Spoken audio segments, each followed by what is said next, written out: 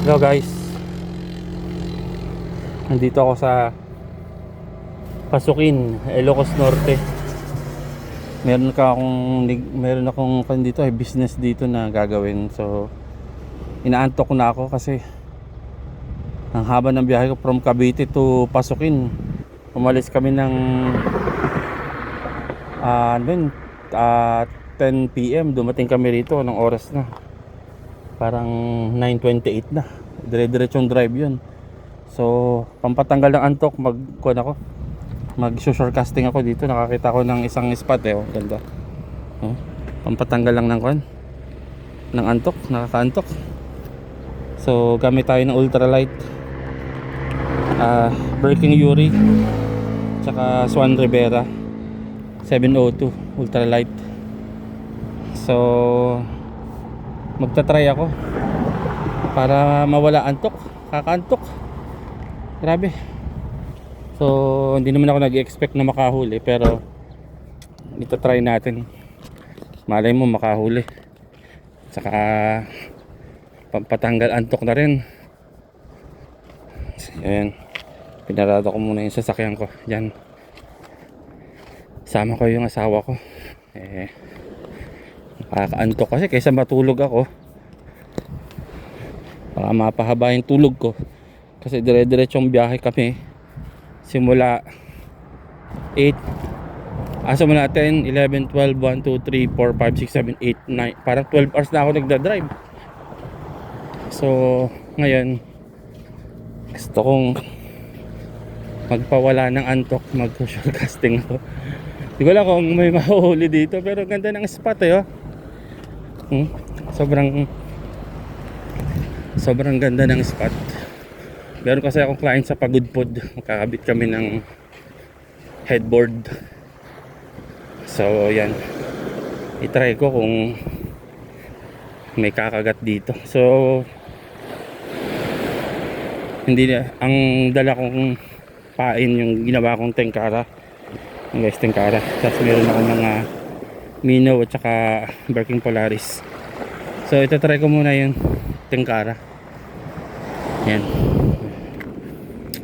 nakaset up na ako. Idala talaga ako ng rad kasi alam ko marami akong madadaan ng dito.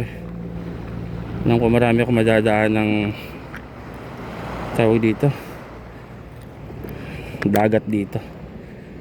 So ito, subukan natin itong ginawa kong mga DIY tengkara. Ayoko matulog eh, baka mapahaba yung tulog ko.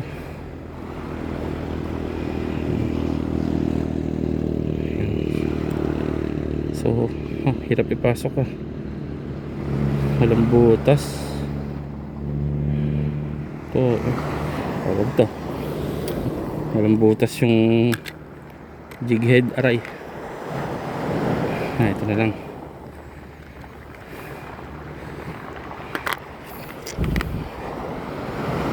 Ito, laki yung swivel. Yan, subukan natin.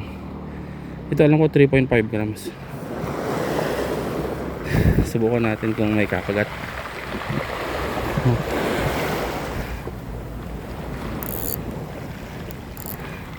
So naka ultralight tayo. Bagong rad ko pala to, Swan Rivera 702 UL.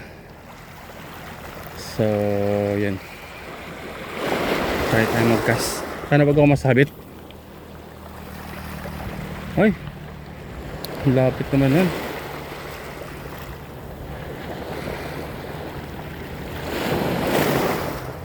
Tain na, paano pag may nahuli ako? Saan ko ilalagay? I-release ko na lang. Pag may nahuli ako, i-release ko na lang. Oh, okay naman din pala yung galaw ng tengkara ko. Oops, ayoko mabasa. Oh, lopit naman yun. Oh, ay, wind nut agad. Ano ba yun? Yan ang pangit eh.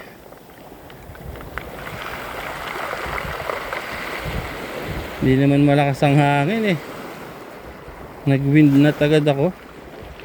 Ba yan?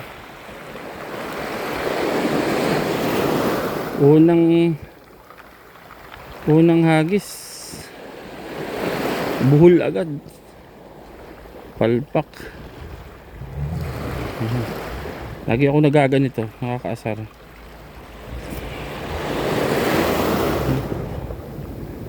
Hirap pa man din magtanggal ng buhol na ganito.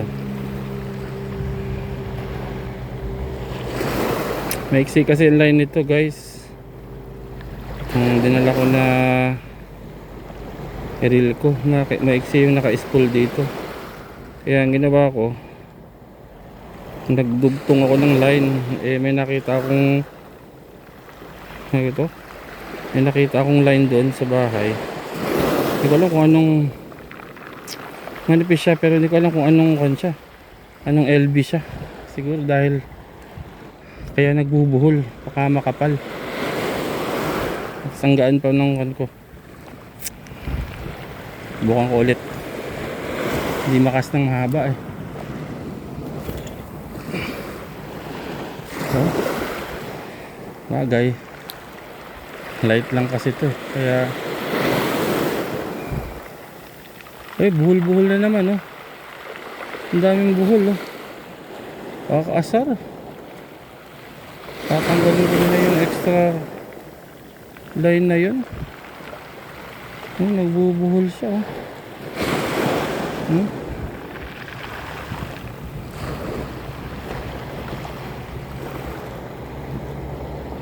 Kakaasar.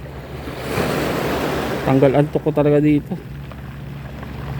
Tatanggal ng buhol. Hindi ko pa man din dala yung gunting ko. Palpak ang shore casting. Kapal nung kan kasi. Palpak. Nako, mamaya ayusin ko to.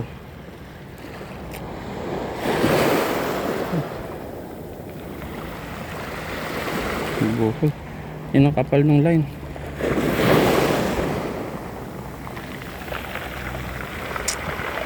Masyadong makapal yung line. Hindi naman malakas ang hangin guys, pero yun oh, sumasabit.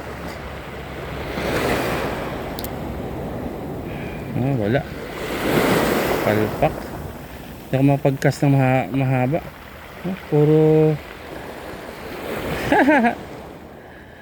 buhol agad. Buhol. Buhol. Buhol. Buhol wala. Palpak to. Wala. GG. Okay, bye guys. Ayusin ko yung line ko.